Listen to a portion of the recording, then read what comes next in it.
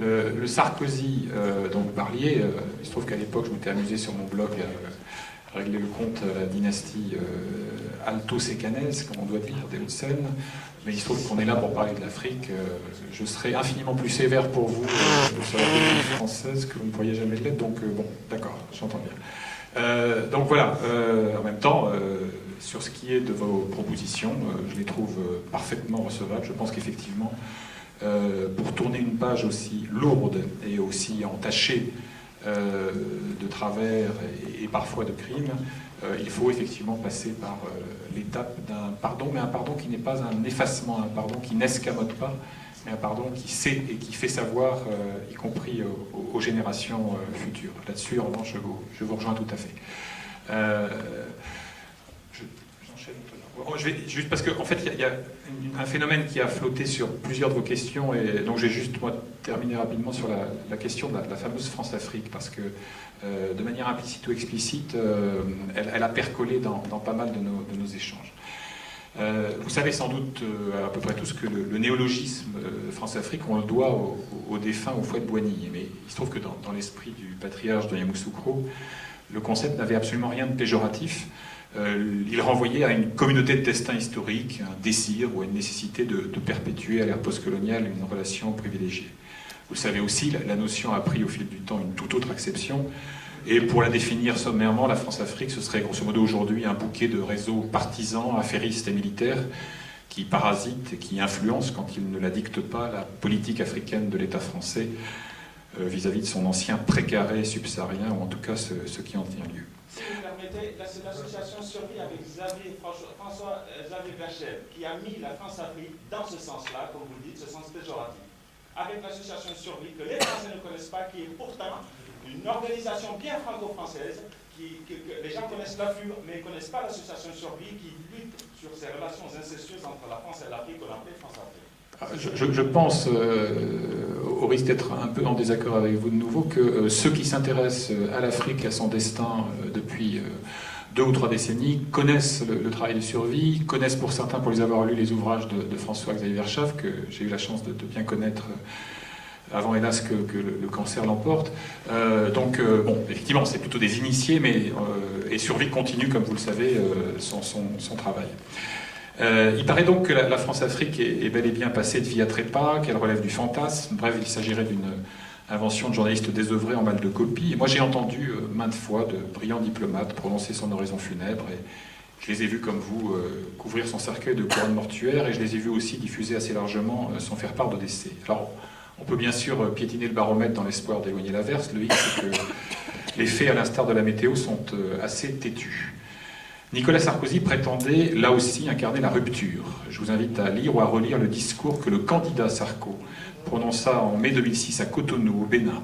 Haro à l'époque sur les émissaires occultes, les hommes de l'ombre, je cite, qui n'ont d'autre mandat que celui qu'ils s'octroient. Sus aux archaïsmes, à la complaisance envers ses potentats à bout de souffle, sus au primat des liens personnels sur la logique de l'intérêt mutuel. Il faut dire que l'ancien maire de Neuilly-sur-Seine détenait un atout formidable, son âge et son année de naissance. Lui, le fils d'émigrés hongrois, avait à peine 5 ans à l'heure des indépendances. Il n'était donc pas prisonnier de vieilles amitiés et de cette vision chiracienne, cocktail étrange de sentimentalité et de cynisme. Autant dire que les 3 premières années de son quinquennat racontent l'histoire d'un gâchis français. Je passe rapidement sur la calamiteuse adresse de Dakar, ce silice oratoire qui lui fera porter jusqu'à son dernier souffle, et dont aucun discours ultérieur, fût-il de bonne facture, tel celui du Cap en février 2008, n'effacera jamais la trace. Je me souviens avoir croisé à la sortie de l'amphi de l'université Cheikh Anta Diop de Dakar un des jeunes conseillers du prince, le prince Sarkozy. Alors ce discours formidable, non, m'avait-il dit, dans 10 ans on en parlera encore. Sans aucun doute, lui avais-je répondu, mais pour d'assez mauvaises raisons. Le soir venu, à l'heure du cocktail, sur les pelouses de la résidence de l'ambassade de France au Sénégal, face à l'île de Gorée, Henri Guénaud, l'auteur du pensum anachronique sur l'homme africain, ne touchait plus terre, et malheur à quiconque avait l'outrecuidance d'émettre le moindre doute sur la portée de sa prose, vous ne comprenez décidément rien à l'Afrique. Au fond, il y a plus grave. Nicolas Sarkozy, qui n'a donc rien fait de son atout générationnel, pâtit en outre de 2 handicaps. D'abord, son manque d'intérêt pour la matière. J'ai relevé tout à l'heure les effets pervers de toute fascination intime pour le continent, mais il y a des limites quand même. Le locataire d'Élysée n'a à l'évidence aucun atome croché avec l'Afrique et ceux qui le peuplent. Pour avoir couvert plusieurs de ces déplacements, toujours expéditifs au demeurant, au sud du Sahara, j'ai acquis la conviction qu'il ne s'y sent pas vraiment à l'aise. Sa vision me paraît avant tout d'ordre sécuritaire. Il raisonne, semble-t-il, en termes de flux migratoires et de périls terroristes, bref, et au risque de la trivialité, d'emmerdement potentiel. Forcée ou maladroite, la familiarité affichée envers quelques chefs d'État sonne rarement juste. Second handicap pour le successeur de Chirac, il n'a jamais consenti à payer le prix politique de la rupture promise. Pour s'en convaincre, il suffit d'observer le soin avec lequel il aura ménagé le Gabonais Omar Bongo Ondimba ou le Congolais Denis Sassou Nguesso. À mi-chemin entre indifférence et hostilité, cette distinction aura abouti mécaniquement à une faute de casting récurrente. Sarkozy a confié et persiste à déléguer la prétendue rupture à des partisans du statu quo, voire de la régression. Voyons par exemple les acteurs vedettes du cinéma sarkozyste en Afrique. Le chef de l'État français a-t-il vraiment besoin de l'entregent de l'avocat Robert Bourgi pour renouer le dialogue avec Laurent Gbagbo? Évidemment, non. Un téléphone, voire un ambassadeur en état de marche, ferait fort bien l'affaire. Le président de la 5e puissance de la planète est-il tenu d'offrir à Omar Bongo, grand timonier du Petit Gabon, la tête d'un secrétaire d'État à la coopération coupable d'excès de candeur? La réponse est dans la question. Certainement pas. Tout l'art d'un Bourgi est de convaincre son copain Nicolas que son carnet d'adresses lui est indispensable. Toute l'erreur de Sarko est de concourir à entretenir l'illusion. Quand fraîchement installé à l'Élysée, l'ancien ministre de l'Intérieur épingle au revers du veston de Bourgi, que je surnomme dans mon bouquin Bob le bricoleur, les insignes de chevalier de la Légion d'honneur, il le gratifie d'un éloge fleuri, assorti d'une formule qui vaut tous les mandats, je cite, « Je sais pouvoir compter sur ta participation à la politique extérieure de la France avec efficacité et discrétion. » Pour l'efficacité, les paris sont ouverts, pour la discrétion, c'est raté, car l'homme de l'ombre finira par céder aux attraits du soleil des médias, je l'évoquais tout à l'heure, on risque de s'y brûler les ailes, tel un Icare france-africain. Moitié Icare, moitié Phénix d'ailleurs, car au fil de sa carrière, le juriste renaîtra plus d'une fois de ses cendres, vertement rappelé à l'ordre pour s'être prévalu d'avoir obtenu pour le compte de Bongo la tête de Jean-Marie Bockel, il ne subira qu'une disgrâce passagère, préservant son rôle de marabout africain de Claude Guéant, le secrétaire général du château. Je termine là-dessus. L'autorité qu'exerce celui-ci, Claude Guéant, au sein du dispositif élyséen, atteste la vanité du serment rénovateur du patron.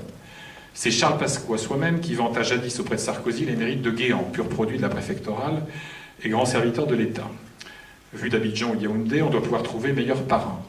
Saisi sur le tard par le virus africain, le Sherpa favori de Sarko n'est familier, et depuis peu, que de quelques présidences subsahariennes et des griots vieillissants qui les hantent. Après Claude Guéant, dans son costume pourpre de cardinal, et Bourgi en intriguant Levantin, reste à camper un autre personnage, Patrick Balkany, dans le rôle du matamor. Que connaît du continent noir le député maire UMP de Valois-Perret? Des palais, des palaces, des salons d'aéroport, une poignée d'affairistes. Et bien sûr, ce qu'il a pris autrefois entre Cameroun et Gabon, au temps où il jouait les estafettes sans état d'âme de la Légion étrangère de Charlie Pasqua, alors grand sorcier corse des Hauts-de-Seine et du RPR.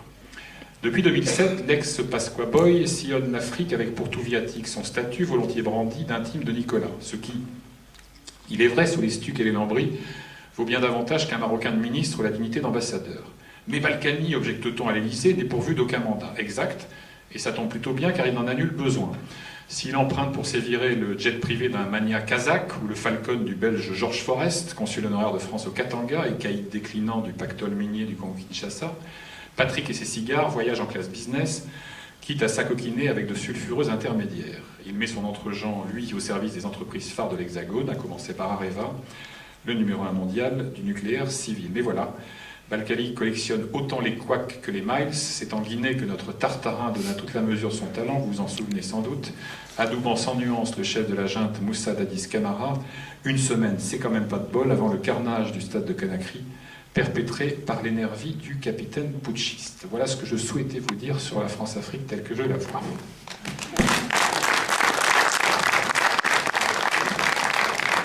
Peut-être un dernier mot de Philippe Hugon pour clôturer cette soirée, et puis je me redonnerai 2 secondes la parole.